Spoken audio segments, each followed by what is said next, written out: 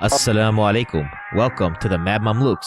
I'm Mahin, and I'm joined today by my co-host Sim.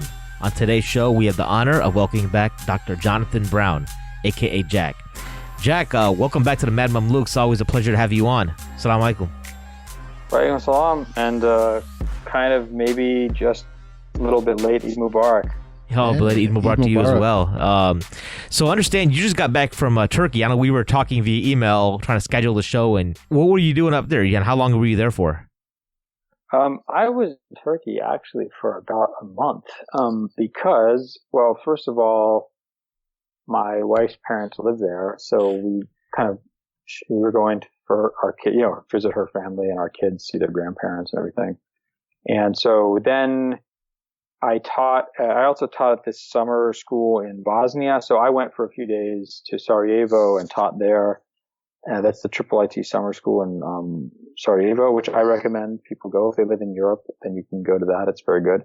And then I taught at this Ihsan program in Istanbul, which is the first year they've run. It's run by some young Turkish students who studied in the U.S. or are still studying in the U.S., some of them. And it was great. It was excellent. They brought some terrific teachers, including myself, and they had really good students, and they were from all over the world. And I thought it was a terrific experience. And then, for the rest of the time, hung out with my wife's family and ate a lot of food. Sure. Now, do you speak Turkish? Not very well. I speak. I can read a little bit better than I speak. Turkish is a hard language. Whoa, it's hard. I mean, I've learned my minor in college was Russian. I learned Latin, Arabic, and Persian, and Turkish blows all of them away. It's really hard. It's like a mind. It is a mind knot, I should say. It's really tough. Right. But reading it is easier, especially Old Turkish, because it's like mostly Arabic and Persian. Yeah. And oddly enough, despite the fact I spent a lot of time there, my Turkish is getting worse, which is really weird. I don't understand how that happens. I think I'm just becoming one of these Americans who expects everyone to understand them when they go abroad, just speaking English. Yeah. Well, me and my wife were thinking about visiting Turkey, but we can't decide on how long we need to go. Any recommendations on first-timers visiting Turkey? And depends if you just want to go to Istanbul, if you want to go to other places.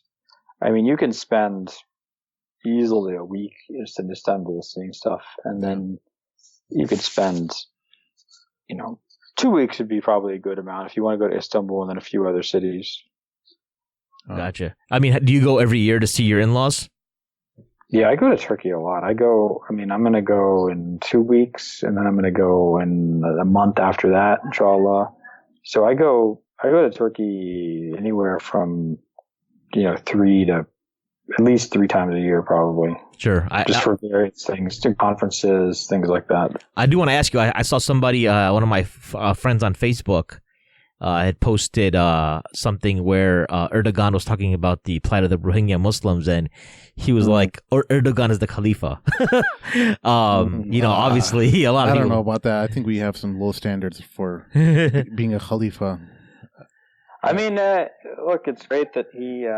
It's great that he highlighted this plight that a lot of people are silent. Although it seems like in the last couple of days, there's been a lot more, vocal concern about their plight, and a lot of people calling out the Burmese government, or the Myanmar government, for what they're allowing to happen and stuff. So, it's great. Anytime there's a Muslim leader who even has a shadow of a conscience, it's an improvement.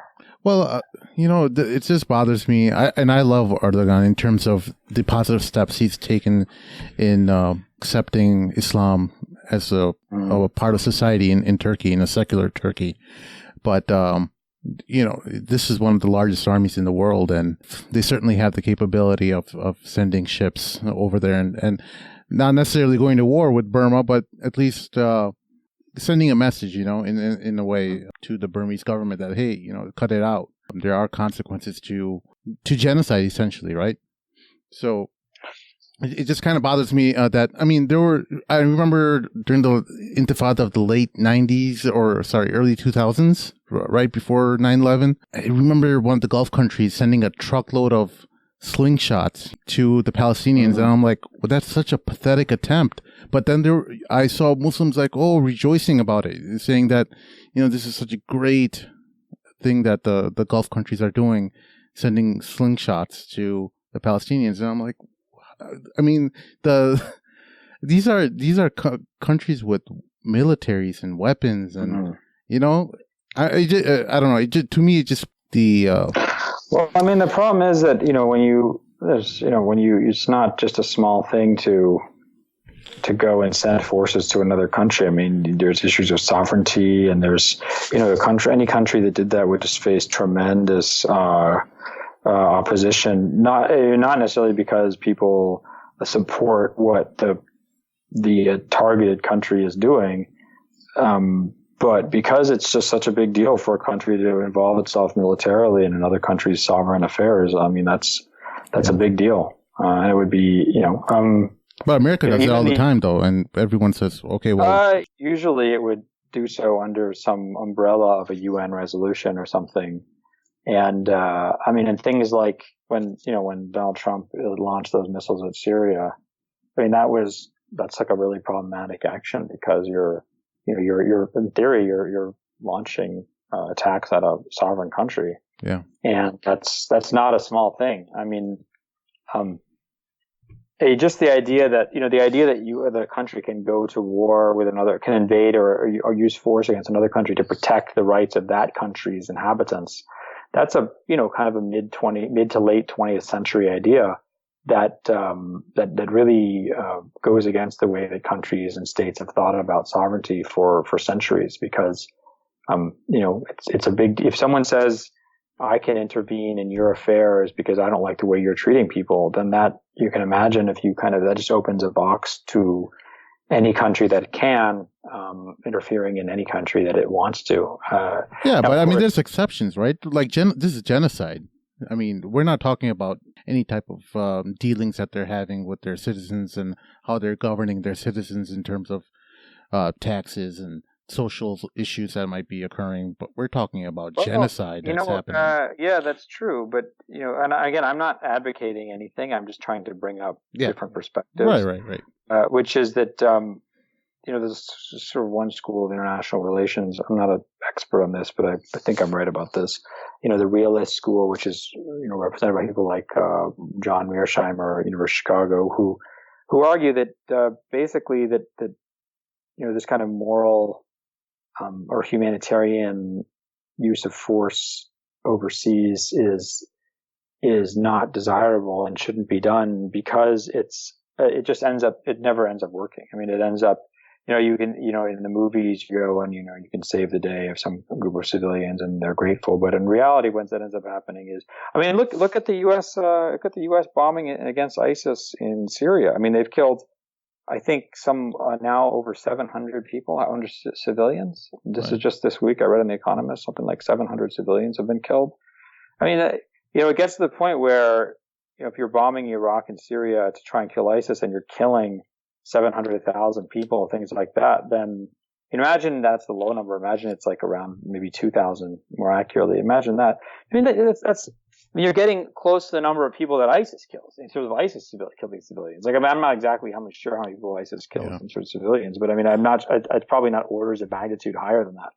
And so if the attempt to help is causing as much destruction, or, even a large portion of the amount of destruction that you're trying to prevent, then it begs the question if it's really worthwhile. And it's hard to say, well, we should sit put while genocide occurs, but the realist school would say that this isn't going to end well. Whatever intentions you have, it's not going to end well. So, you want to go help the people in Libya fighting against Gaddafi. Well, it's not going to end well, because now look what happened. And you can never predict these things. You can never control the outcome. So it's better just not to add fuel to the fire. So that's one approach. Of course, the other approach is to say, look, there's some situations in which such a massive injustice is being done, such a clear moral wrong is being perpetrated that anybody with the capacity to help out should. And that's, probably what you're feeling. Right. It's understandable, of course. Yeah, I mean, it's just low standards and, so being so easily pacified. I remember just recently with Trump launching those airstrikes on those Syrian air bases that were cleared off before anyone even from the Russian side got hurt. And there were people ready to accept Trump into their household. Muslim families, they were like, okay, I'm going to name my son Donald J. Trump. So Yeah. I'm just saying it was such low standards we have. But I think we're just so desperate too as well. I mean, I'm not blind to that fact as well. I mean, yeah, I think that was unfortunate. I mean, I think that just goes to show how kind of desperate the pro-Syrian rebel, pro-Syrian resistance lobbyists were in this country. And I say that, I say that out of sympathy for them. I think that they had been trying really hard to get the U.S. to get involved militarily, whether it's through a no-fly zone, whether it's through more assistance to rebel groups, but the government under the Obama administration had been so reticent to offer that kind of assistance and support that when the president did anything, it was just like, they were elated. So. Yeah. Sure. So like, one of the things we were talking offline before we got started was, you're a tenured professor now, right?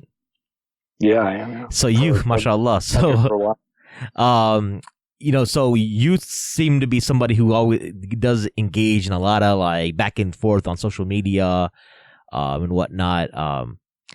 Like, what's your approach to that? Like, why do you, like, a lot of people would say, like, well, we don't understand why Jack always plays in the mud. Why do you do that? Is that something, is a hobby? You've been talking to, like, all my relatives or something? No. No. No, there's fairly strong consensus amongst my family members that I should not do this kind of stuff. And I love and respect. I love them and respect their opinions. Well, their fear for you is that you're going to get caught in saying something that you shouldn't, and I think that's not. I don't know if that's so much their fear. I think it's more that, and look, this is justifiable, which is they say, they say it's beneath you. You write books and you write articles and why are you wasting your time, going back and forth with these people who are just like trolls or just, not serious people or just, some kind of propagandist or something like that. So, why do you bother with this? And it's just wasting your time and it demeans you. They say, it demeans your standing. And, I think they have a point, in the sense that I think that there's really limited value in, kind of the slogging out mud wrestling stuff that you see on, Facebook or Twitter. I mean, I don't do Twitter. I mean, I'm on Twitter, but I was on Twitter. I mean, when I first joined Twitter, I just was astounded by, it's like a toilet. I mean, it's like the sewer. I mean, Facebook is like a realm of enlightened beings compared to Twitter. Twitter is just garbage. And I mean, that was just it was her. I mean, my wife immediately said, you cannot send any tweets without my permission. And she basically took them. She I can't remember what she did. She should change my password or something. I don't even know if I could send tweets. So I just tweet things that are, if I write something or if I publish something, I tweet about that. Or sometimes I want to share an article or something. But I mean, with Twitter, I realize this is just, has no benefit. I mean, it's just a super. I'll just share my experience with you because I started off with, when we started the Mad Mamluks handle on Twitter, we had 0 followers and we saw the way, like, how well-known people on Twitter were, their model of gaining followers and gaining any kind of following was to basically spew random thoughts that were going through their head throughout the day, retweeting and random thought. Anything that was like just crossed their mind, they're just tweeting it out. Yeah. And that's literally the formula to gain followers. And I thought to myself, I'm like, I can't do this. I can't be that guy who follows this kind of formula. We're just gonna let it happen naturally. Have our episodes be tweeted out every once in a while. Some of our guests tweets, we'll retweet those on our handle, and just slowly and surely we're at 2,500 or something right now. I don't care. I see people who have 25 to 30,000 followers, and I've never heard of them in my life, and they act like they're celebrities, you know. Yeah, some guy who like opening up toys to show kids, like, right? You know, different Hey, Legos. Sim, can we talk about your one tweet that you deleted? Oh man, you really want to open up that can of worms? Sure, why not? Must have been really bad. I went after Rabia Chaudhry, man.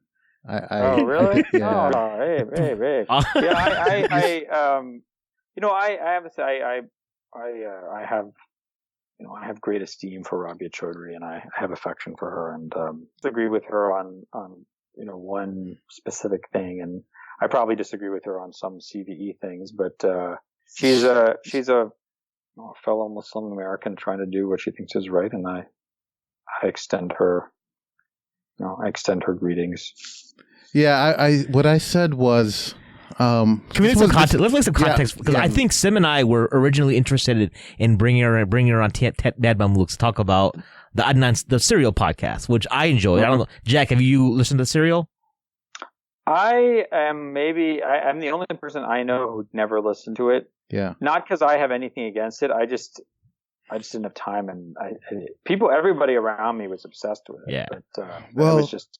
Well, Sim thinks that Adnan's guilty, right? Yeah. But so I'm an ardent Adnan is guilty. You have to be honest. I don't believe in the theory of the unluckiest guy in the world argument. You know, when a lot of managers at restaurants or, you know, in the retail industry will know, there'll be always that one employee who will always call in sick, and this happened to me, and then my dog died, and all these ridiculous excuses for them not to show up to work. And is it possible all those events happen? Sure, it's within the realm of possibility. I mean, it's definitely possible, but the likelihood is that you're a liar and you're just probably, you know, lazy and you didn't show up.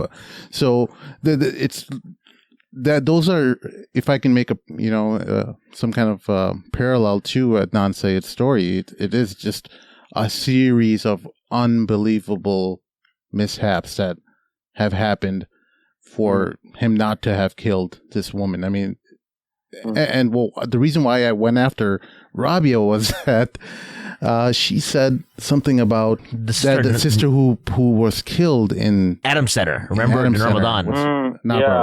Yeah. Yeah, and she sent out her condolences to it, and I'm like, wait a second, you're defending a murderer here, and you're literally trying to get this guy off the hook for killing someone else's daughter, brutally murdering her. It was like, wasn't it strangulation and whatever? Something like that, yeah. But anyway, when you're in that kind of line of work where you're trying to get a murderer off the hook of killing a similar age, a teenage daughter of someone, it's a bit rich that you're now sending your condolences to someone else's family. Yeah. You know, it just, I would have understood, you know, you don't have to always say everything on social media. Like, you could just keep it internal and make dua for that person. But, you know, using your platform to, in that respect, it just rubbed me the wrong way. I ended up deleting the comment because it wasn't representative of our whole team. We have 6-7 people in our team, and I didn't want to be the person that some of them are Adnan's innocent people. Well, I think so. Yeah, I think Adnan's innocent, but like you know, Sim's always more of a skeptic than I am. I'm pretty gullible. Well, here's what I did. Okay, I talked to a couple people about this, and we went through all the different facts of the case, and we really broke it down, and I explained to him, okay, after all this, do you really think that he's innocent? And, you know, they said, you know, he's probably guilty, but he did his time, you know, and you know, now he's a hafiz, and, you know, we should, he's our Muslim brother, and we should let him off the hook. I'm like, what? Yeah. I can't believe you're saying that. This is, you need to be an agent of truth. I mean, this, like, getting him off of a technicality because he's a hafiz, and he's repented, and you don't know that. He could be the biggest charlatan ever, you know. So that's my theory, at least. Yeah. Well, you know, I mean, let me tell you what knowing nothing about this, let me tell you what I think. No, I'm just, that was a joke. I thought it was pretty funny. But anyway, you guys didn't laugh. You're lost. Basically, knowing nothing about this, let me speculate. Look, I am just so, having seen the way that prosecutors manipulate. Prosecutors will say the worst stuff about people, and they know they can't prove it, and they just throw everything against the person and see what sticks. And, and I think, I have such skepticism about the way in which criminal justice system is abused in this country, especially against minorities, that I am sort of just default skeptical of any accusation against somebody. And, if there's a chance that they were innocent and that evidence was that the system was manipulated and then overpowered them and things like that, I'm highly inclined to give that to give it a real hearing. I don't, as I said, I don't know any of the details of this case, so I have no idea. Maybe, I will say this much, that his lawyer was completely inept. Yeah. And that's, and I think it's very, it's very dangerous. And it's funny, I get in this debate with my wife all the time about, certain people who are, accused of things. And I really strongly believe, innocent until proven guilty is a principle that is, you have to apply it for everybody all the time. It doesn't matter how much you don't like them. It doesn't matter how horrible you think they are. You might think they're awful. You might never, you might want to condemn them, but people are innocent until they're proven guilty. And that it's easy to do if you like somebody. It's easy to do if it looks like they're innocent. But when it matters is when it looks like they're guilty. That's when you really have to insist on this principle and never fail in us applying it and calling for it to be applied. Yeah, I went with the reasonable. I was convicted, so I have no different situation, obviously. I'm saying I'm not saying he's innocent in that 100%. I'm just saying that I didn't feel like there was enough evidence. There was reasonable doubt, kind of like the OJ case. I still believe OJ is innocent too. Oh my God, no! I just don't. I don't. Lost all credibility now. I don't know. I just I haven't revisited the case, but I watched a documentary. How are you on the whole 9/11 thing? Oh my God! I'm just joking. No. Okay. Oh, the Saudis did it. About that. We should not talk about this issue. Obviously, none of us. Wait, you brought an interesting point, though. Did you? There's so many Muslims still in our. I won't say a majority. I don't think it's a majority, but you hear it enough that there's a lot of people who still don't believe that it was Muslims who orchestrated or planned it from the top down. I think a lot of people now are saying that Muslims probably have done it, but the United States government looked the other way. I don't. A couple of years ago, I remember Chris Hayes. I think it was on Bill Maher. A couple of years ago, Chris Hayes had this. It was probably in 2012 or 2013. Some new evidence had come out about how, the U.S. government had known about some intelligence, and I think this was just kind of confirming what had already been pretty obvious, which is that different intelligence agencies and different law enforcement agencies in the U.S. had all the pieces of the puzzle, and just people hadn't connected the dots. And so what's ironic is that, the government asked for all these powers of surveillance, of law enforcement, of prosecution, of ability to access evidence, present evidence in the wake of the attack. But that in fact, the government had never lacked capacity. It just lacked, the ability to synthesize information. And so all these laws, the Patriot Act and all these other things have been passed, and, people's lives have been changed by them. And our notion of privacy, our notion of security has been changed probably irreversibly. But that in fact, none of that was necessary. It was just someone basically screwed up, and that was it. And it just happened to be a bad screw up. So,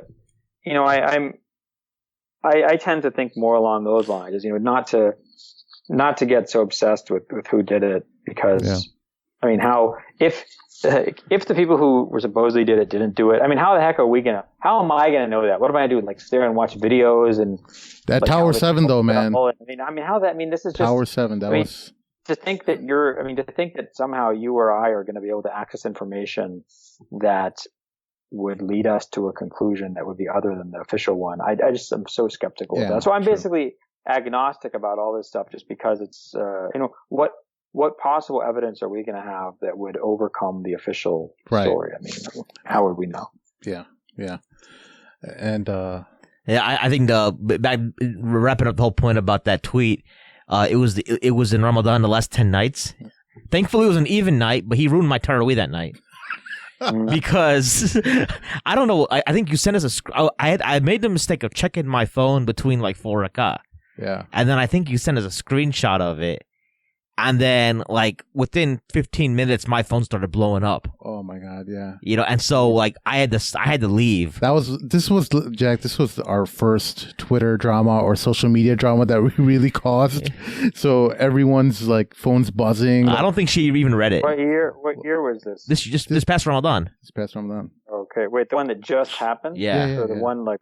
Yeah, because it was right after the number of murder, right? The whole. Oh, okay, yeah. I right. forgot about that. I'm sorry. Yeah. Yeah. But I don't know how you guys handle it, man. I don't know how you guys keep on like dealing with controversies after controversy, because you're like a veteran of this. This was my first time, and I'm like, whoa, mommy, help me. I know we have some friends on social media that like are ardent supporters of the Mad Mamluks, but they always tell us, you guys don't double down enough. If you take a stand, don't like back off and be like nice. Just double down more. What's your take on that's part of the social media culture? That's kind of what Trump did to get that's his whole mantra. It kind of depends. So I think it really depends on what your, sort of what your like profession is or what your place in life is. So one of the things about being a professor that's tough is, I'm not complaining. It's a great job. It's the only thing I would be able to do. And I'm very grateful and fortunate. But is that you're held to a really high standard in terms of, because if I write something that's inaccurate, I will never hear the end of that. Like if you're a journalist and you write something inaccurate, whatever, you write so much, people just move on, they don't care. If you're a professor and you make even small mistakes, people will it really will start detracting from your credibility. So you have to be very careful about what you write, just in terms of its accuracy. And then, you're also expected, whether or not this is correct expectation, but you're expected to kind of have a more mature posture, or to not engage in really kind of dirty, nasty name calling and stuff like that. And so I think that kind of that really puts some restrictions on the way you can act in social media. And I think so. Some of the stuff you see online is just so dirty, and that's not the kind of stuff I would ever get involved in. For me, I try to make it about the issues, not about people. And so, even when we talked once about the MLI thing, maybe once or twice I've gotten sucked into saying something personal about somebody, but I think that almost everything I do is just talking about the issue. Like, this is the issue. This is the issue. It's not about people. It's not about the individual, or nothing against the individuals. I have a specific problem with this decision or this action or this policy or this program. So, I think that if you try and stay on the issues, then, you'll stay clean of some of the dirtier aspects of what social media dogfighting can become. Well, you're no stranger to the recent controversy from, how recent? I'm talking about like 4 or 5 months ago. I think there was. Yeah. That was unpleasant. Yeah. Well, tell us about a little bit about it. What happened? Because it seemed like something serious was going down in terms of people just really going after your workplace.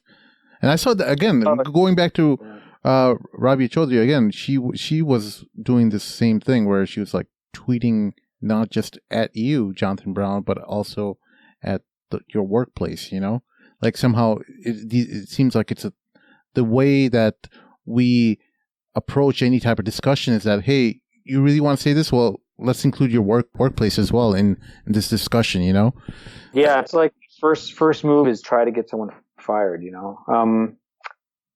Yeah, it's weird. I mean, I would not try to, I don't think I would never try and get someone fired. I think that would be, it wouldn't occur to me what is that really going to accomplish? I mean, you're going to hurt somebody and deprive them of their livelihood. And I'm not really sure how that would be, especially another Muslim. I mean, why would you want to do that? It's just kind of par for the course. It's just sort of, when you mentioned call out culture, which I wrote a blog post about. And I actually think there's a lot, I sort of support a lot of elements of call out culture. So I'm not, sort of a diehard critic of it. I think a lot of us, I think it's a way of actually, achieving and affecting change in a system that has been really, hostile to change on issues like race and social justice. So I think it has a lot of benefits, but I think one of the bad sides about it is that it's only worked because it's really a slash and burn approach. Basically like some rich white guy is not going to change anything unless you really go after him. Yeah. And that's true. Like that's actually accurate. So, I understand that. But the problem is once people get kind of inured into that approach to things, then everything is just immediately like, guns blazing. We get this dude, get the person fired. Getting this dude, this person's a monster, right? So there's just, you go from 0 to 100, and you kind of pull out all the stops immediately. And I think that's, you lose the capacity to engage in reasoned discussion, to try and convince people privately, or to try and, try and have them as your ally and not necessarily as your target. Yeah. Do you think there are exceptions though? Like, I know I don't have a position on this, but I just want to get your take. Like after Charlottesville, a lot of folks started like finding pictures of the people who were at the protests on Friday night. Yeah. And then calling them out and reporting to their employers, and people were getting fired. Yeah. And people were like, I'm not really that racist. One of the guys was identified by his tattoos. Yeah. And they sent his picture to his workplace and he got fired. So one guy though, like unfortunately, I want to be clear. I'm not saying that it's never a right to do that. Right. I'm just saying that, if you're, so let's just, I wouldn't let this. Let's say I disagree with, let's say I really disagree with, a Muslim who's saying something about, American foreign policy or something. I'm not going to try and get that person fired. I'm not sure why what is that going to accomplish other than, I'm not going to,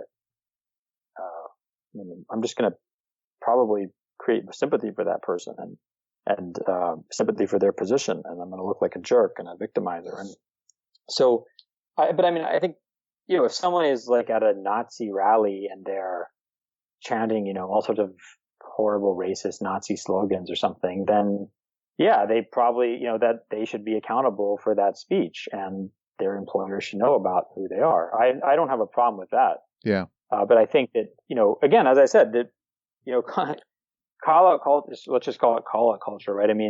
It doesn't come out of nowhere. It comes out of, various movements for social justice and civil rights that, achieved change and had an impact because they realized that you can't be really just polite and sort of engage in this politics of respectability. You have to make people feel pain or they're not going to change and they're not going to take action. And, unless you show a company, for example, that their positions they take are actually going to end up affecting their bottom line, they're not going to change their policies. Yeah. So you have to, make it hurt. And it's terrible because, it's awful to inflict pain or whatever. We're talking obviously metaphorically here. But it's been shown time and time again that in the United States, at least, this is one of the only ways this is the way you affect change, especially amongst the powerful. And so, and the elite. And so I completely understand that. But the problem, as I said, is that once and that it might be actually a good tactic to use with people, these guys who go to the Charlottesville protests and they think that they can just go and have these noxious views and no one's ever going to know about it. No one's ever going to pay a price and they're never going to pay a price, right? And then it might be a good thing to show them that's not the case. And if you want to go and have these Nazi views, then that's fine, but you better realize that you're going to have to show your face in public. But, that doesn't mean that this should be done for every disagreement between people. Yeah, I mean, I know personally, I don't worry about somebody reporting me to my company HR for anything I say on Mad Mamluks. The thing is that 2-3 years ago, social justice was seen as something righteous, Right. I never heard of anything negative about it. Yeah. Nobody made fun of it, but now everyone's making fun of it. Like social justice warrior, it's now a pejorative term now because. Well, I mean, but you have to, don't. Okay, so I'd say that's sort of a false course or a false course you've charted in your mind, right? What I mean by that is that, okay, that's like saying,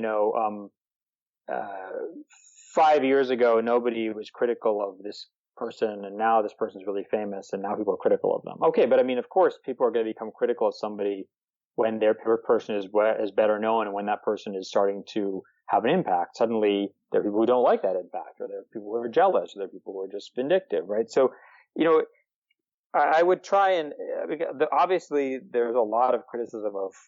So let's just say social justice warriors. I know that's a pejorative term, but let's just use that term, right? There's a lot of criticism and that comes from the people that are targeted by those social justice warriors, right? So if you're, if you're the man, right? You're like the rich white guy who, makes his money off, minorities. The owner of the Clippers, for example. Yeah, okay. I don't know anything about sports, but that was that guy, right? Yeah, everyone so knows if you're like the man, right? If you're the man, obviously you're going to be critical of social justice activists. Yeah. And if anybody who supports that person is going to be. That doesn't mean that criticism is valid.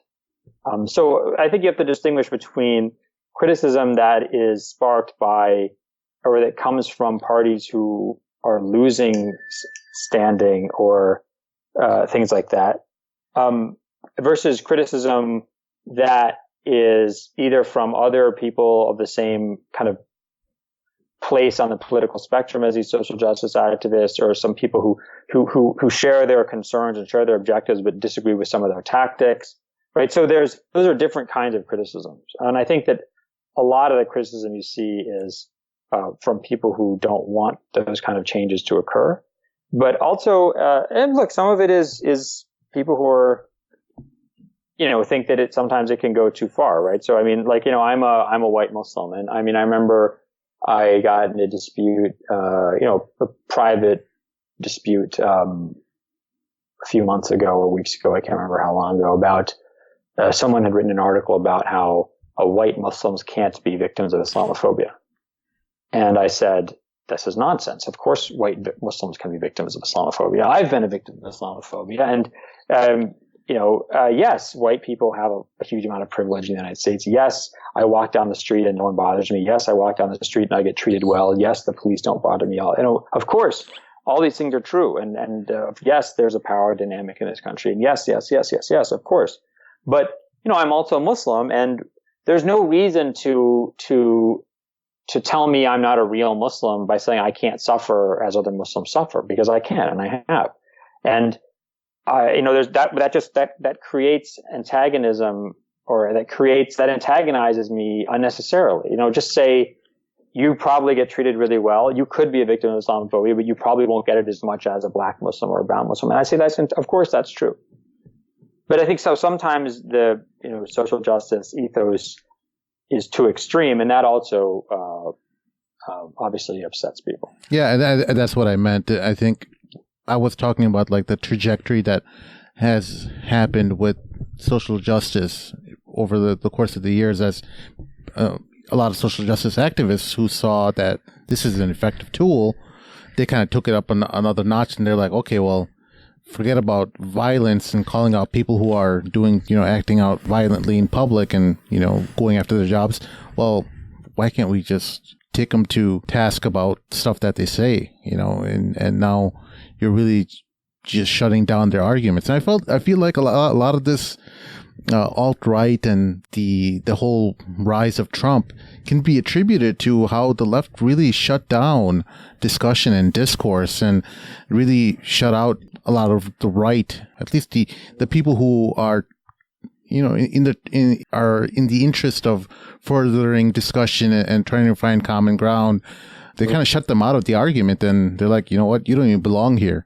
I remember, I don't know if you watch Monday Night Football. I know you said you don't watch sports, but I remember when that the right-wing commentator Bruce Miller? Not Bruce Miller, Dennis Miller. Dennis Miller. Yeah. When he joined that team, I remember everyone was so upset that, this right-wing guy is joining. And it was a sports program. This is Monday Night Football, and people were so upset that this guy joined the broadcast booth. I think that's true. That you can have, even look, I'm not trying to act like I'm an important person or something, but I'll tell you what my view is, right? So I am very, very, very supportive of free speech, right? So at a university, I think that pretty much anybody should be able to come and speak at a university. I mean, there's a difference between, I don't think anyone should be invited to get give a commencement speech, because that's an honor, right? So certain kinds of speeches they connote, or they clearly indicate approval or respect. And so obviously that should only be done for people who deserve it. But in terms of just allowing voices to be heard, I believe basically any voice should be heard. Any view should be allowed, because it's only by hearing voices and hearing people's views that you can understand them and evaluate them, and you have this marketplace, free market of ideas where people can understand and kind of better approximation of truth. So I completely agree with you, and I think that this sort of I don't approve of this no platforming approach. I think that there are certain platforms, for example, at universities, which I think are spaces where people are supposed to be able to communicate, and you can't communicate effectively and honestly if you don't allow all the voices at the table. So I think, I believe that this sort of no platforming approach should not be taken at universities, and I don't support it at my university. Yeah. This in fact really just created like silos and echo chambers that really what Trump fed off of. He went to those echo chambers at the Blaze and at Breitbart, and he said, here's where all these guys gathered up because mainstream media won't accept them. So he just got them as his base, and won the election essentially. Sure. Right. I want to go back to Jack. You were talking a little bit ago. I have to dig into this a little bit because our listeners will eat our lunch if we don't ask. We have had some recent podcasts that have gotten pretty controversial. Unfortunately, those co-hosts are not on this show. Morton Moga, we're here to clean up your mess. But so we had a recent show. We talked about victimhood and things of privilege and whatnot, right? You mentioned your own privilege as a white American male. And then you mentioned the term being a victim as far as Islamophobia goes. Have you ever felt, and it's funny because like this past week, I think our last show, I think the concept of white privilege came up, and some of my co-hosts, I'll reiterate their points. They don't believe it's a thing. Like white privilege is a fake thing, and they say it's actually better to be a black person in America now than it is a white person because, for example, things like affirmative action. And so I was on the hunt this past week looking for a white nationalist Muslim. I couldn't find anyone who actually was sane. I found one guy, but he seemed like off his rocker, and I ended up I think I blocked them on my phone.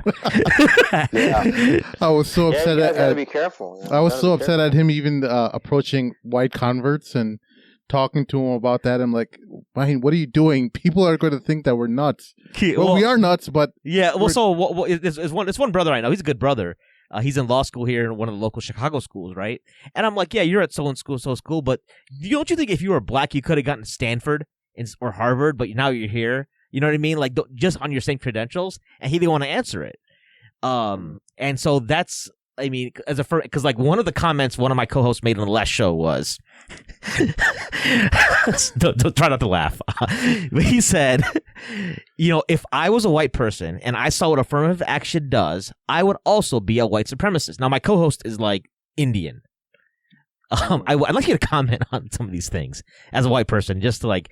I think we have to like talk about it without, since it kind of came up. I can't just like let it go. Yeah, it's tough for me to talk about because I don't I've not, I've never been not white. I mean, have you guys ever seen Naked Gun 33 and a Third? There's a really funny scene in there about this guy who's like, he's like, prison changes you. He's like, oh yeah, how? He's like, I used to be white. Anyway, that was really funny. The famous scene, the shower scene where his towel drops and he's wearing his steel underwear. I love Naked Gun movies. They're so funny. So basically, I mean, it's, if you talk to me like 5 or 6 years ago, I think I really would have been saying, things like white privileges. This is just stuff that's made up, and people are upset, and it's not real, and it's exaggerated. And I think that, oddly enough, I think it was getting to know, getting married to my wife and learning really kind of firsthand how her family had suffered at the hands of government accusations and prosecution, and seeing really just firsthand how power works, what it means to be at the business end of the U.S. government. I mean, the U.S. Justice Department, just to feel that power. I mean, to see that power and the injustice that it can create. I mean, they can destroy lives even though they know someone's innocent. They'll destroy their life just by bankrupting them and ruining them just by accusations that they don't even ever have to prove, So I think that's when I realized that I had been spared all of this. That there was all this injustice going on around me, and that I had just been spared it because I was a wealthy, highly educated white guy who lived in a certain place in certain social circles, and also happens to be, very attractive. So basically, this was like God. I had, and so I think that it was really kind of starting to see the world through the lens of my wife and her family that really shook me, and then made me realize that all this stuff was real, And so, and then, you have to ask yourself a question, which is, what are you going to do to fix this? What are you going to do to address structural inequity? And another thing that happened, just again, like, it's sort of funny how stupid I feel, but whatever.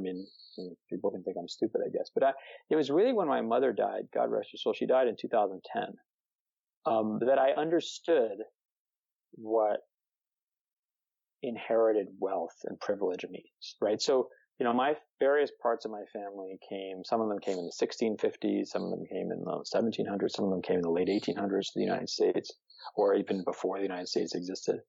And,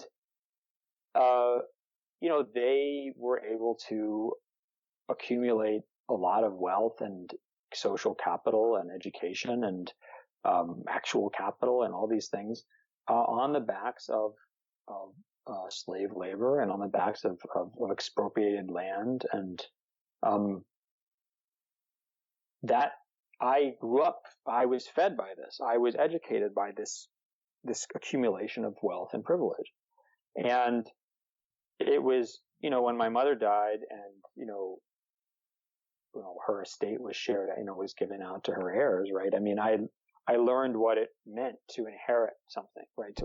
I saw what that gave me the capacity to do. And then I realized, it sounds stupid that I took this for me to realize it, but it just was sort of so clear to me, this is what it means to inherit privilege and wealth. Sure. And if you don't have this, then you're just, I'm always going to be ahead of the other guy because of this. And, I never took out loans for college. My parents sent me to private school my whole life. I never took out a loan to go to college. I didn't have to do work study in college. I did do some work, but I didn't have to, right? I didn't, I never suffered as other people suffer. And that's, I'm not saying that a lot of white people don't suffer, but I just, you have to recognize the reality of what people whose families were never enslaved, or whose families were never deprived of their land and their property and their lives, right? and subjected to genocide and stuck in reservations. I mean, if you haven't suffered these things and your family and your ancestors haven't suffered these things, then you are going to have a tremendous advantage over the people who have, right? Yeah. And then the question is, well, how do you fix that? And, again, like if you talk to me like 5 or 6 years ago, before I got married and said, what do you think about reparations for slavery? I would have said something like, well, it's not mine. It's too bad. It happened. Obviously, it's a tragedy and injustice, but I'm not responsible. I didn't do anything. Why should I suffer? But, it was actually, for me, it was really the Israel-Palestine conflict that made me realize how blind I was being to this issue. Because, if someone asked me, do you think, Israelis should have to pay reparations for Palestinians? I'd say, of course they should. But then, okay, what's the difference? I mean, if someone's born in Israel, in the same year I was born, 1977, okay, they didn't do anything wrong. They didn't take anybody's land, probably, right? They're just a person who's born there, and they might be a perfectly nice person, just person, someone who's actually concerned about the plight of the Palestinians. But the fact is, I would still think that they would be responsible for paying back what had been done to these other people, because they had grown and been watered by this expropriated wealth and this injustice. And so how am I any different? Then I realized, then I actually started saying, reparations, I'm not exactly sure how they would be paid, but my official position is I think that, white families in the United States, or families that benefited from slave labor or even from a racist system, should have to leave a portion of their estate to, let's say, like some kind of charity or some kind of body that distributes this to, to African Americans, to Native Americans. I think that, I just don't, I don't see how I can not say that, considering what I think justice is, and so, I intend a portion of my estate, inshallah, will go to, some of these charities. And, that's that's what I'll try and do. But so this whole thing about the guy I'd be a white supremacist if I was to lose my place at a university. But the fact is that what are you going to, eventually you can't, how do you make up for centuries of enslavement, intentional deprivation from the resources of education and skill building? How do you make up for that other than just by putting people, giving people an opportunity that they might not deserve?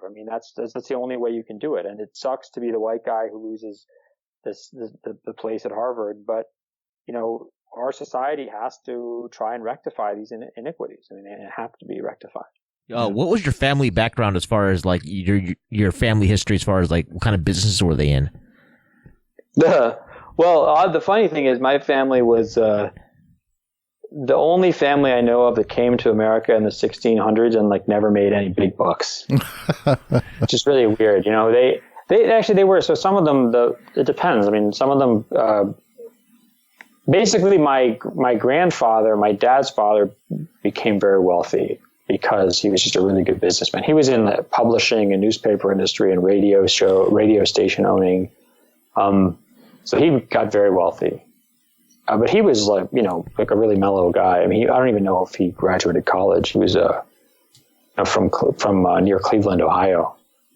And he was, that's how he made his dough. And then my dad, God rest his soul, he died last year. He worked for the World Bank his whole career. And so, made a good amount of money, and he invested a lot of money, and he inherited a lot of money. And so that, built on that. Yeah. Sure. Do you think that the privilege, we had Imam Sohaib Webb on 4 or 5 months ago, and Imam Sohaib's family, I think his ancestors actually owned slaves. And but like when I hear your story or Imam, I was like, there's probably, if I understood your point correctly, you're saying that even like the poor farmer or coal miner in West Virginia has some level of privilege because his ancestors were never enslaved, and the privilege ranges. Like you and Imam Sohaib probably have more than the coal miner in West Virginia, but that coal miner in West Virginia, even the poorest white person around, still has some level of it. Is that what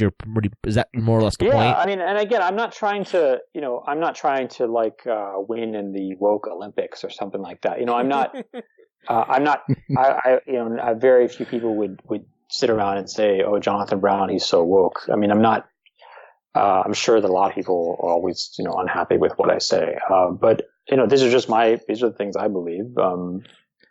So I think that, yes, because that coal miner, is mining on land that was expropriated from Native Americans, that was taken from people who were almost certainly not compensated and might even have been removed violently or even fatally from that land. And that's something. That is getting free land or getting massively subsidized land, and the opportunity to work it and exploit it is not nothing, and that's something significant. Okay. My mom's family came from the South. They came from Texas, and they definitely owned slaves. And they, my great grandfather fought in the Civil War on the southern side in Texas. And, my great grandfather, my father's side fought on the northern side, so maybe that compensates for that. But so they had slaves. I've seen the records. I've seen like the photocopies of the documents. Yeah. And so, even someone who is like this poor farmer, yeah, they benefited not necessarily maybe from slavery, but they benefited from expropriated land. Right, but does this whole notion of privilege, does that disqualify you from talking about issues that are relevant to the African American community? I think you guys have. I think this is sort of maybe this is the issue of contention. I think this is where it can go too far because, look, I'm not going to sit around. Since I began public speaking as a Muslim, which was like 2006 or something, 2007. One of the things I've consistently called for is for leadership and the American Muslim community to be ceded to African Americans. There's probably recordings of me saying this, and I believe this is very important because, first of all, because Muslims in this country are marginalized or dismissed or targeted because we're seen as foreign, and African American Muslims are not foreign. So we can avoid that. And second, because, when Muslims sit around and are critical of American domestic or foreign policy, we get called traitors or we become suspect. Whereas an African American, like, Dr. Sherman Jackson, for example, Dr. Sherman Jackson wants to talk about the injustice of American history. No one can question his opinion. You're gonna tell him he can't complain about what white people have done. Of course he can. What the American government has done. Of course he can. So African American Muslims give the Muslim community they are leaders who are shielded in a lot of ways from the liabilities that the immigrant Muslim community has. And I think that's really important. So I've been calling for this for a long time. But that doesn't mean that other Muslims, white Muslims, immigrant Muslims, have no role, of course. And so, I'm not, if there is going to be a panel about race issues, I shouldn't be on the panel because I don't know anything about this stuff. I don't know about what it's like to be a minority. I don't know about what it's like to be discriminated against racially. So I'm not going to, why would it be ridiculous for my voice to be heard? But, if there are other issues, that are important, why should a white Muslim why should their opinion not matter? Their opinion should matter just like anyone else's. So I think that, this stuff can go overboard where, like if you're saying white Muslims can't be victims of Islamophobia, of course they can. Or white Muslims can't understand what it's like to be Muslim in America, really. Well, that's not accurate. And finally, just what you talked about in terms of issues that concern the African American community. You might be referring to the slavery issue. When I talked about when I wrote this article about slavery and gave this lecture, I mean, I wasn't talking about slavery in the United States. I mean, I mentioned it sort of marginally. I was talking about slavery in the Islamic civilization. And, right. And I mean, I'm not an expert on slavery in the United States at all. I mean, nor am I going to make, comments about it. I mean, I think in the lecture and in my paper, I just said that it was a horrible, dehumanizing institution that was, example of the absolute domination of one human being or another, which is completely wrong. In Islam, it's completely wrong, I think, morally, universally. But, but I don't, so I mean, I'm not, but I mean, in terms of slavery in Islam, well, I mean, I can talk about that because I'm a Muslim and it matters to me and this is an important issue. And if someone else doesn't think I should talk about that, then they can talk about it. But no one else, why did I write this article about slavery? I wrote this article about slavery because other people are not writing this stuff. Right. Other people are not writing this. And somebody's got to do it. And I think what a lot of people did was they equated the American implementation of slavery or what Islamic history understanding of slavery, and I think those two implementations were quite contrast, right? I mean, they were implemented so differently. At least from my understanding of American history, slavery was so much more brutal over here than it was in Islamic history. I mean, I think, well, first of all, I actually don't want to talk about it. Yeah, no, I'll tell you why. Because it is not. I decided that people cannot have really reasoned discussions about this. Yeah. Currently, and I tried to do that, and I was like pretty viciously attacked. Yeah. And I just don't. I mean, I'll write about it, but I'm not going to talk about it because I don't trust the integrity of the people who would attack me to not just take half of a sentence and then leave the rest of the sentence and just brutalize me. But I mean, I would just say, just to answer that one question, because this is a historical question, right? So there's sort of a debate amongst scholars of slavery in world history, right? Which is sort of American slavery a different category from slavery in Islamic civilization? I mean, was slavery in Islamic civilization sort of a lighter version of slavery in the Americas? And I think that was for a long time an opinion held by historians, and it was problematized and qualified by scholars who came and pointed out that, well, sometimes in Islamic civilization, slavery was as bad as it was in the Americas. So then you're kind of left with a question, which is, okay, well, generally, was it as bad? And I think, in my opinion, based on my readings, Islamic civilization is, of course, vast, right? It's vast geographically, it's vast chronologically. So you're talking about, even making a generalization about something in Islamic civilization is very tricky, let alone comparing it to something else. Yeah. But I would say that, in general, and of course there are exceptions to this, in general, I think that slavery in Islamic civilization was not as severe as it was in the North American colonies, and also in South America and the Caribbean. That doesn't mean that it wasn't sometimes as bad. Maybe it was even sometimes worse. But generally, I think that it was not as severe. Now, someone can say, "Oh, you're an apologist for slavery." No, I'm not. That's not. At no point have I said anything. I've just said that X was not as severe as Y. Okay, that's a historical. They're both bad. That's a historical judgment. I mean, Yeah. I'm not. Yeah. So, I mean, anybody who wants to sit around and say something awful about me at this point, I mean, as far as I'm concerned, is engaged in malicious slander. Yeah.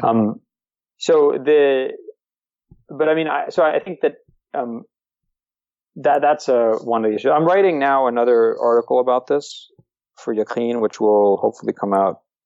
I'm not done with it yet, but hopefully I'll be done with it soon, and it will be looking at a lot more of these issues.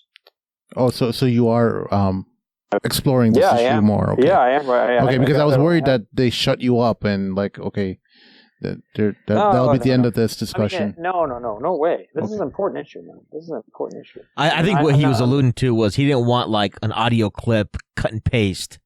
I see. You know what I mean? Because that's where, versus. Oh, it's funny that No, No, what do you mean? Oh, so when I said I don't want to talk about it, right. Oh yeah, so I mean I don't want to talk about it, like in the sense I don't want to actually have a out loud oral conversation about it. Cool. Because I mean I only want to write about it because writing you can really control what you say. I mean no one criticized the article I wrote, honestly. That's true. They just criticized like 15 minutes of Q&A that I had with the audience after I had read this hour-long article. And when you're doing Q&A, I mean, unless you're like a diplomat, in which case you're never going to say anything interesting or accurate or, helpful. If you're a scholar, then you're trying to answer questions as best you could using the things that come into your mind. And, you obviously are trying to phrase things properly and accurately and sensitively, but sometimes, it's hard to have the level of discipline that you would have when you're writing something. Yeah, that's a good point. I think I've always on Mad Mamluks, I'm known for kind of running my mouth and not having a filter on, but I don't post a lot on social media, and I'm always like, people have to sort through a 2-hour podcast to find a little clip of me saying something crazy. Well, and most people are too lazy to do that. Look, there's people out there. There's whole armies of these Islamophobe people who do that. I mean, that's their job. I mean, I'm sure they're paid to do this. There's all these, there's this, different sites that are usually kind of written, by pro-Israel people, like this one called, I think, Canary Mission or something like that, Canary Coal Mine or Canary Mission or something. And they have, I saw they have a site. I mean, I was just they went through just random lectures I gave in weird places years ago. I mean, I didn't even know these lectures were recorded. I mean, they had gone through and picked out half a line here. I mean, things that, so look, if you become a target for Islamophobes, then they will do that. They will go through, because they have all this money and they'll pay some, douchebag to sit and do that. Well, I noticed an uptick in our ratings just right after our recent episode with you entitled The Dimmies.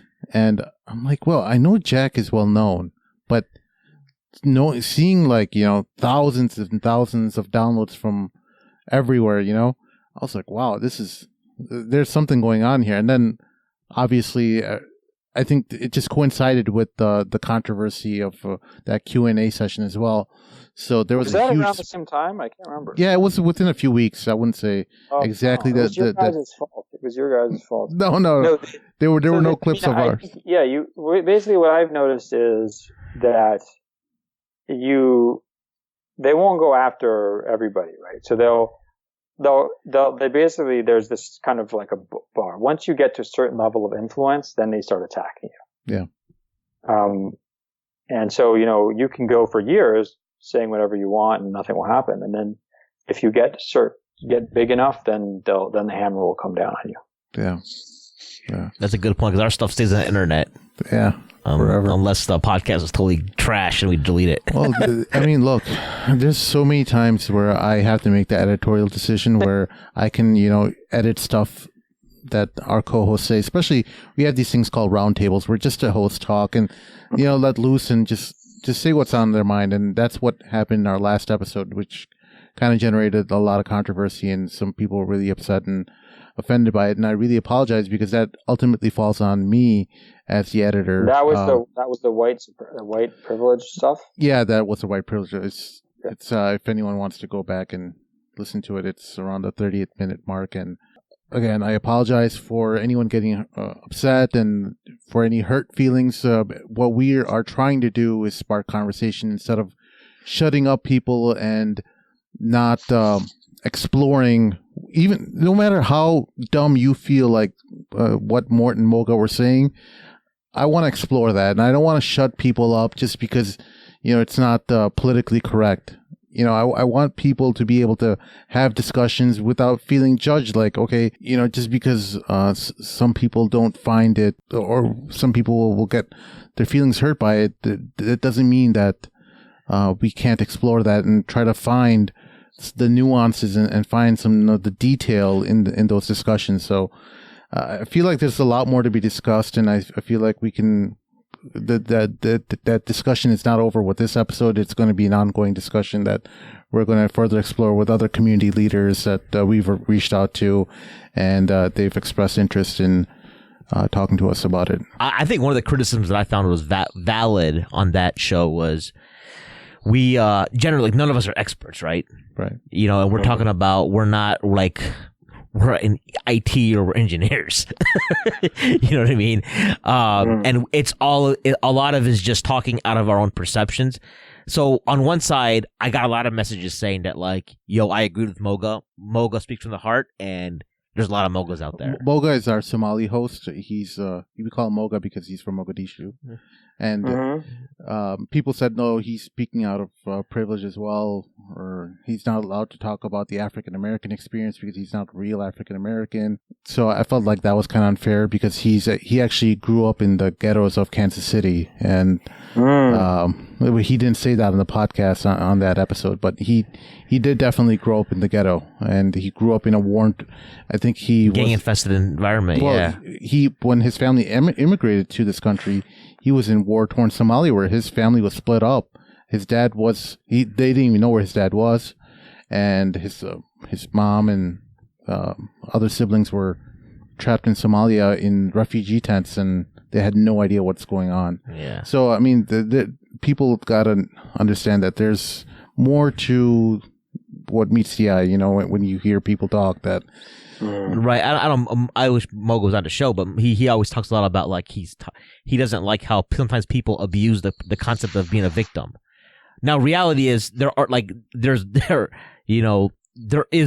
victims. Yeah. Right. But like if some people use it as a crutch where they can't that prevents them from making progress, and I think that's his whole point more or less than anything else. That his family, he felt like they could have been a victim, but they made a decision to like, you know, essentially now, whether or not there are other circumstances that I'm not aware of that allow a Somali family to persevere where an African American family could not. That's something that I'm not necessarily aware of, but I think that's something that we on roundtables sometimes we have to like maybe just do better. Like I found that critique a little valid in the sense that like if we have like data now at the same time people want to say stuff like if one of the guys says, oh, white privilege doesn't exist, that's not an issue of Aqidah. It's not like you know it's an issue that people can disagree with, but people have made it to the point where it's almost like saying that Allah is 3 or something, right?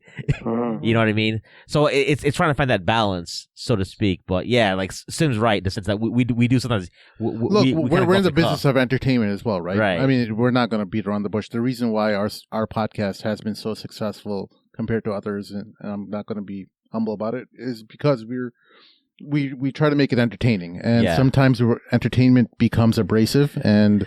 Unintentionally, it can hurt people's feelings, and that's on me. And sometimes I do my best to edit things out that can be said off the cuff and can be interpreted the wrong way. And we're learning as we go along, and we're in this journey with you, the listener, as well. Look, you guys are courageous. I mean, what I mean by that is it takes guts to get on the air every week and talk to people. I mean, this is tough. I mean, I would be really, really, really terrified to do what you guys do. I just think I'm an idiot. I just don't realize the severity of it, to be honest, Jack. Like you know what I mean? Thank God for idiocy. Sometimes it can help, can be useful to a community. I mean, I think that, well, I agree with you guys. I mean, there have to be, these venues, and if you're not going to, if people aren't allowed to say what they think, then they're never going to be corrected.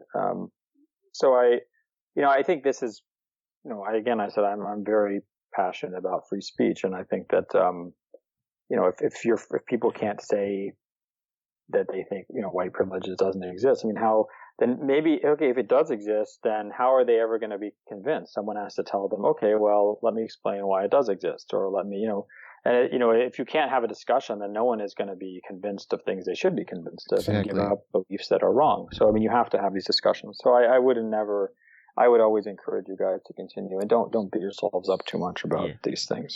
I'll give her. I think we do try to like reach out to people who are gonna challenge. Like we have tried to reach out to people who will challenge our views. We don't want to live in like echo chambers. You know what I mean. And people don't believe that sometimes.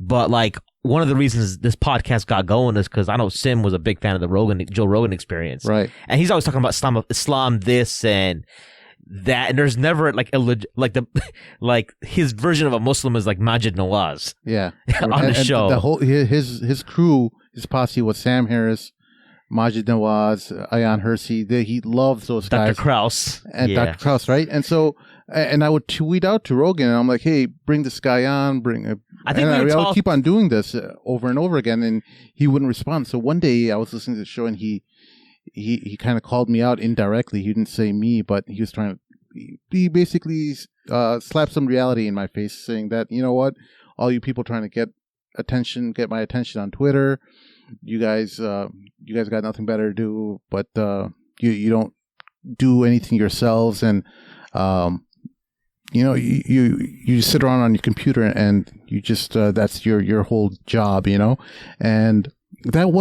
I took that as truth, man, and that was like a slap in the face. But I'm like, you know what, he's right because if I really believe in what I'm saying in my discussions with him, or my one-sided discussions where I'm just kind of telling him one thing, and I'm like, hey, bring some Muslims on here. Maybe you can bring out guys like Hamza Sources on your show, and he can explain to you what maybe a different side of the argument, and that really really resonated with me, and that's when I really sat down and thought about how we are going to launch our own podcast and be a vehicle for truth. And we're not going to get caught up in echo chambers. We're not going to be pigeonholed as a certain podcast highlighting only one specific perspective.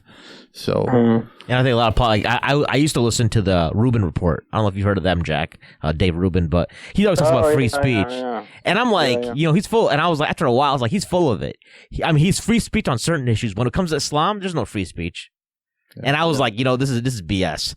So like I would tweet him out. I think even some people tweeted Rubin to get you or Joe Bradford on the show specifically. He may have tagged you and stuff on Twitter. They don't care. They're not agents of truth, man. Yeah. If people want to know the truth, they're not going to spin it their way. They're going to get every side on the table, and they're going to try to figure things out.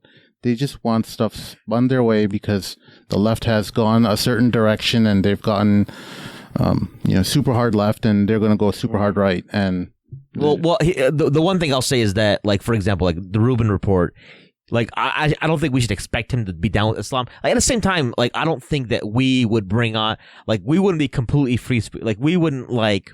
I don't know that we invite, like, I don't know what you think. Maybe I don't know that I'd invite a Qadiani on the show unless we were going to troll him. Oh man. Because I know that's the reason. We're not even over this controversy yet. I'm not saying I wouldn't be open to it, but I would. Yeah. I want to take it step by step. Like someone with some really deviant beliefs, or like someone who was like pro-ISIS. I grew up with Qasim Rashid when I was young. Well, so. I mean, I think it depends. It really depends on what someone's intention is, right? So, I mean, I don't have a problem. I would never have a problem discussing anything with anybody, as long as I knew that they weren't trying to use that discussion to push a certain agenda, or they weren't trying to manipulate it, or they weren't going to leverage it. So, I mean, if someone wants, for example, if you wanted to have a Qadiani on to talk about what Ahmadis believe, try and discuss, have like a discussion about the controversies between them and other schools of, in Islam, that would be fine. I think, that's from my perspective. I mean, I think what I don't like is when is the sort of doorstepping that happens, where someone comes and says, do you believe that Qadianis are Muslims? If you don't, then you're a takfiri and you're a Sunni supremacist, and Sunni supremacism is what causes Islamophobia. Like, what are you talking about? Yeah. Like, first of all, what do you mean? You're calling me a takfiri because you know that this is going to get me in trouble with, mainstream public square in the United States. And so you're trying to use public, non-Muslim public suspicion of me as a to bully me into accepting you as a Muslim. If you're going to accept you as a Muslim, it should be based on a discussion of your beliefs and my beliefs and whether or not they're compatible, right? Yeah. It's a theological discussion. It's not something you can bully someone into. And second, if you're saying that I'm a Sunni extremist, well, Shia also don't accept Qadiani as Muslims. And then if you're going to say Sunni extremism is the cause of Islamophobia, that's absolutely ridiculous. Okay, bigotry is not caused by the discriminated against group. Bigotry is the problem of the bigoted person. Okay, it is always the problem of the bigoted person. And you can always, anti-black racists, it's not their fault because black community has these problems. That's nonsense. Every community has problems. Every community has. It doesn't mean that you can go and call for them to be expelled from the country or to be deprived of rights. So I think that would be like how I would approach this issue of discussing something with the Qadiani or the Ahmadi issue is, what kind of discussion are you going to have? What kind of person are you going to have? I think one of the problems is that some of the Qadianis who are most well known in social media are these doorstepping guys, right? Who come to you and be like, do you accept me as a Muslim? If you don't, then you're a takfiri. Oh, well, okay, well, this isn't really a useful discussion. Well, Jack, before we wrap up, what do you got going on in the next few months? Anything of note? I know you mentioned the paper you're writing for Yaqeen. Yeah, I'm writing this one on, it's done. I just have to publish it. Well, there's one coming out about martyrdom. There's one coming out about truth in other religions. That'll be probably controversial. And then there'll be the one about the moral problem of slavery. And then there'll be one about slavery and abolition of slavery in Islamic civilization. Those two will come out probably later, like in a few months, inshallah. And, otherwise just keep writing. I'm still working. Last time we talked to you about this book on the history of Muslim courts. That's getting near done. Hopefully it'll get published. And then translating Sahih Bukhari, which is a never-ending task. Yeah. Well, what's your general day-to-day like? I'm just curious. Like, you're what? Have you hit 40 yet? I just turned 40. Turned 40 on August 9th was my birthday. MashaAllah. Because I know you mentioned I said you were 10. You just got 10. You've been tenured for a while now. Yeah, I got tenure when I was 32. I first got tenure at University of Washington, and then I gave that up and I came to Georgetown, and then I got tenure again at Georgetown. Okay. I thought it always took 10, 15 years to get tenure. I guess I was mistaken. Like, what does that entail? No, well, in most places, once you get a tenure track job, you go up for tenure, I think, after your 6th year. I think that's pretty uniform, if I'm not mistaken. If you could go, that's why people don't get it. Sometimes they don't get it because you only have a certain amount of time. You can't just take forever to get what you need to become a tenure professor. So if you haven't done it in the 6 years, then it's called, up or out. Either you move up or you have 1 year and then you got to go. Right. So right now you've got Yaqeen responsibilities. You're the you're chair of the Muslim Christian Understanding Department. Director of the Center for Muslim Christian Understanding. Okay. Yeah. And then, are you teaching classes as well this semester? Yeah, I teach class. I'm teaching a class now on History 109 Islamic World. Teaching that class. Okay. And next semester I'll teach 2 upper level classes. So yeah. Any insights on just like basic, like how you get all that done with the family and what? I'm always curious whenever the productivity tips, man. Yeah, man. I was like Jack Brown didn't become Jack Brown like overnight. Like, there was a process, and it's always something I'm always interested in, like learning about and trying to pick brains and just trying to like implement things here and there that I can like maybe try out. I mean, I think focus and discipline are really important. I mean, having, a lot of people have the talent and the time to do stuff, but they just get distracted and they do stuff like watch games, like, the game or whatever people do when they watch sports, the game, they watch sports, they just putz around. I've always very focused and, I don't sleep that much. I stay up late, I work, when my kids are asleep and, And then another thing is to always, be building towards something. So, for example, I never read anything, or even if I hear something on the radio or I see something on TV and I want to immediately make a note of it. I mean, I have these notebooks that are just full of notes and notes and notes and notes and notes, where I saw something, where I read something. Exactly. So, a lot of times I think reason people don't produce as much is because they're not able to kind of corral what they ingest into something that they can then produce. So I think you have to be really disciplined about always kind of constantly sucking in information towards a certain end. Right. I think Muhammad Gilan and I were. You're familiar with Dr. Muhammad Gilan, right? Yeah. Yeah, no, I know he's got a very systematic approach to it and whatnot. So your sports is basically Facebook debates, though. No. I don't. I'm going to try and not get into Facebook debates. I think. I think that the stuff I care about. I wasn't really into Facebook. I got on Facebook when I got married because my wife was like, "You need to be on Facebook." So I went on Facebook, and I didn't even really use it until the summer of 2014, when two things happened. One was ISIS, and the second was MLI. And I realized that the people who were doing it had this really big social media following, and that these were the role models that all these young Muslims were looking at. And I realized that, I need to get out there and try and provide a different view, and that I had to really cultivate this. And then the second thing is, when ISIS happened and seeing people getting confused by that, losing their faith by that, being tempted by their arguments. And so I really wanted to go and try and counter that.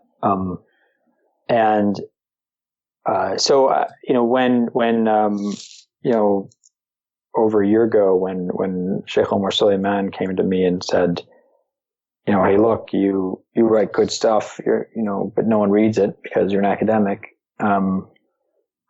Let's team up and do this yaqeen thing. And then, you write the stuff, you cultivate research, and then we'll do all the social media, search engine optimization, things like that.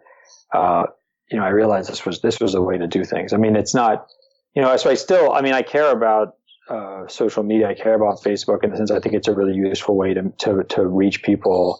And I think it's really, especially a lot of the, young Muslims I know on Facebook. I want to be there to encourage them, to help them clarify things when they're confused, to give them inspiration.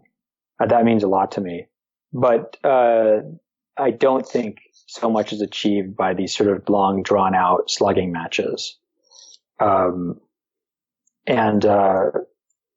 think when the MLI thing happened, that was, I don't know.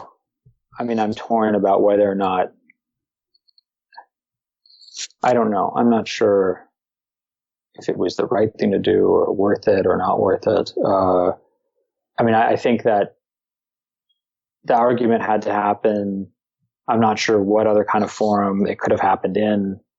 And I think that it served to make people aware of something that was happening that they might not have been aware of otherwise.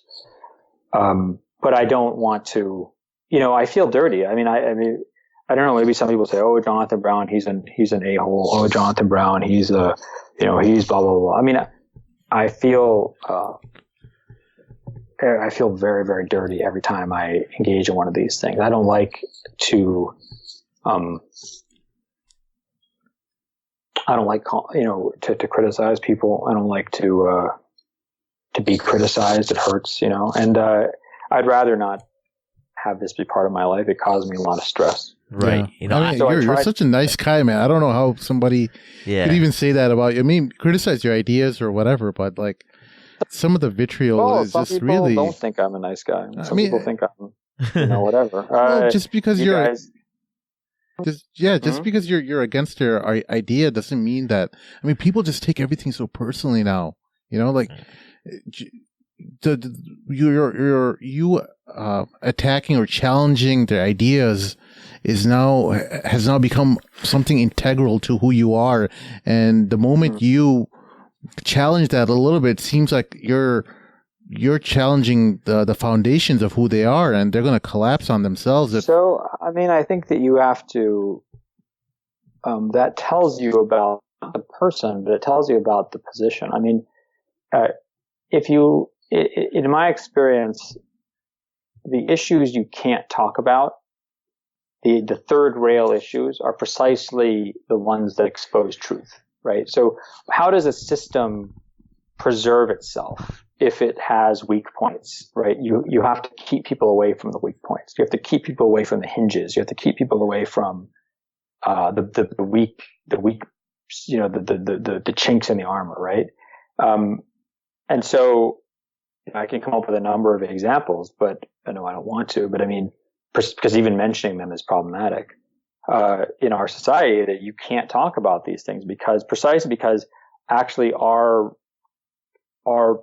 reasoning for why we do this or why we don't do this is actually very flimsy in our society. And similarly with things like MLI, I mean, MLI was, a really bad program. It was a program that was openly had a very, had an insidious purpose and, was being used to manipulate the Muslim community and lead it in a direction that was immoral and unjust. And it was so open. I mean, if you actually discussed it, it would be a losing case. So the only way to kind of prevent that is to make the discussion into, you have bad edeb, you're a nasty person, you're horrible, you're an extremist, whatever. So I mean, if people actually have strong positions, and maybe they have disagreements, but they at least have strong positions, then I think you actually have much more productive discussions because the two sides, or sometimes more than two sides, they're not so insecure that they're not going to be willing to engage in a kind of structured discussion. Right. And a last thing I'll leave you with, I think a lot of people did benefit from your post though. I mean, I feel like people did, because at the end of the day, people are on Facebook, and to see someone with your pedigree coming up and taking a stand, I think for them that was really, gave them a lot of conviction and that they were on the right side, So I wouldn't, again, I know you told us earlier, don't beat us ourselves up. I'm telling you right now, I wouldn't do it either, but yeah, man. Because there's so few people who want to stick their neck out on anything these days. Yeah. Even our listeners, they'll private message us about how much they supported this episode, about something that challenged, something status on the quo. left, or something status quo stuff, and, they won't dare post it publicly, though. Yeah, I mean, I think that for me, there's a lot of stuff that is just for example, I never get involved in Sunni Shiite stuff.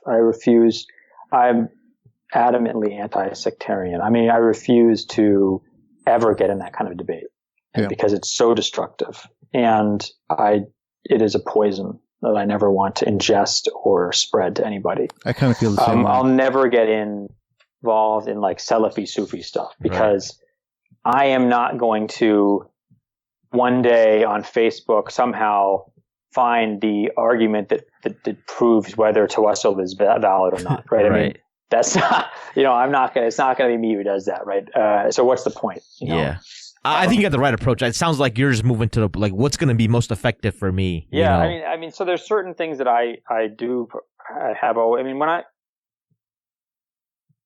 don't know if it's like giving away or whatever, like trade secret or something, but I mean, I really focus on specific things in social media. I don't just, sometimes I post stuff about like a movie, it's funny or something like that, but I mean, I focus on very specific issues. One is civil liberties. Two is criticizing foreign governments on specific, very clear moral issues, and on issues where the U.S. government and American citizens have a capacity to influence the situation, right? Yeah. And three is Islamophobia and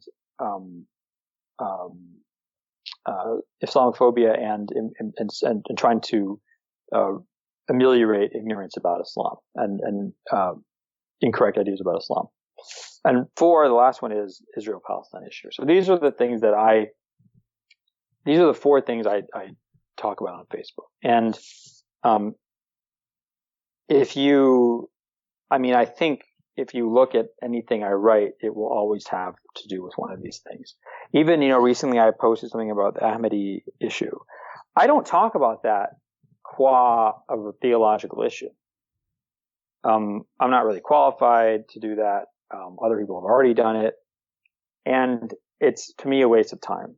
It's a waste because this is not how Muslims should be spending their energy. But when do I talk about it? Only when it ends up overlapping with Islamophobia. Right? When Ahmadi spokesmen start saying that people who don't accept Ahmadis as Muslims are the cause of Islamophobia and Sunnis are the cause of Islamophobia, that's when I'll weigh in on the topic. So I'm very focused on the stuff I talk about, because if you just get into everything, then you'll waste all your energy, and two, you will lose I think you'll lose, in a sense, credibility. You can't just weigh in on everything. Sure. Jack, that's great parting advice. We'll wrap it up right now. How can people, obviously you have your Facebook page, and that's where people, seems like where people can mostly gather your thoughts. Twitter, you're not too active, right? My Facebook page is I think it's public or whatever, so I guess anybody can see it. Yeah. I think I tried to friend you like a year ago. I just checked just now to see your post. Sorry. It says cancel or something. It's that option. Really? I'm sorry, man. I'm really bad at it. I get sorry to put you on blast. No. He's reached his friend limit. Like I said, I didn't know that. Has he? I didn't know how to use the thing. My wife had to show me how to use this stuff, and then I think now I have 5,000 friends. Yeah, you should. So I thought that if someone, I didn't realize that people could follow you and not be your friend. Yes. So I thought that I had to add everybody, and That's so what I just I do. went up to 5,000. So I'd love to be your friend on Facebook, but I think you have a limit. Wait till some person with bad taste unfriends me, and then I can add you. So you should send me another request. Yeah. Or whatever, if you're allowed to. Yeah, I might just cancel it and resend it. So it's but what I did do is, and the listeners out there, if you want to see what Jack's posting, just go ahead and there's an option on Facebook, following, and then you click down, it says see first. So you're one of my see first folks too. So your post will always pop up to the top of my feed. Oh, that's so sweet, God. Yeah. Well, Facebook's algorithm is a little sneaky, man. That thing, it'll start hiding stuff from you if you haven't posted in a while. So if Jack Brown went to Turkey for a couple weeks and hasn't posted, well, guess what? He's no longer relevant. Yeah. So and we didn't talk about the meme. Yeah, I guess I need to keep posting a bunch of garbage just to stay relevant. Well, there's that meme where you were looking lost in that masjid too, which we won't get into right now. The one of the black hat. Remember that? Yeah, but what does that mean? A meme. Yeah, but why is that a meme? I think it's new convert not knowing where he's at or something. I think that's what it was.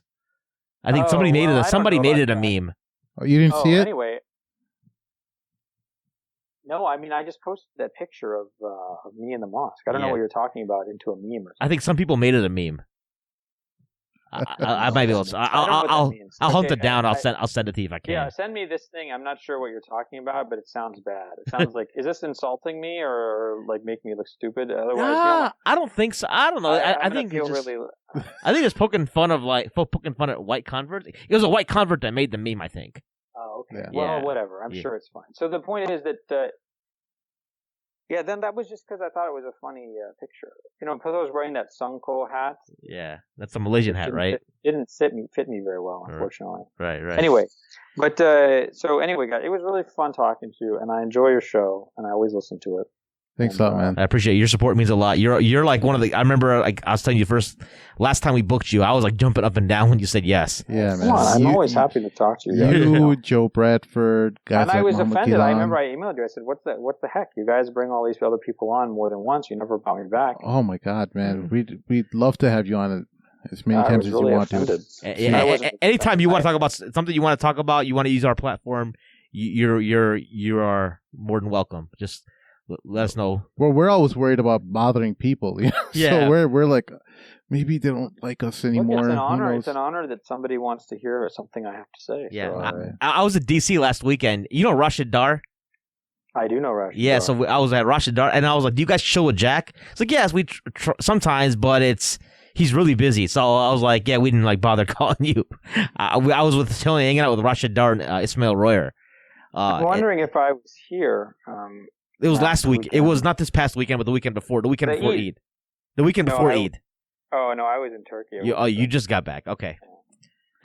Oh, well, inshallah. All right. Well, that being said, we'll wrap have this. A good night. Absolutely. Yeah, man, you too. For our listeners out there, you have any questions or comments, you can email us at themadmamluks@gmail.com. You can also follow us on Facebook. Like us on Facebook. Follow us on Twitter. We are on Instagram. And leave us a 5-star rating on iTunes. For our special guest, Dr. Jonathan Brown, and for my co-host, Sim, this is Mahin, signing off for the Mad Mamluks. Assalamu alaikum.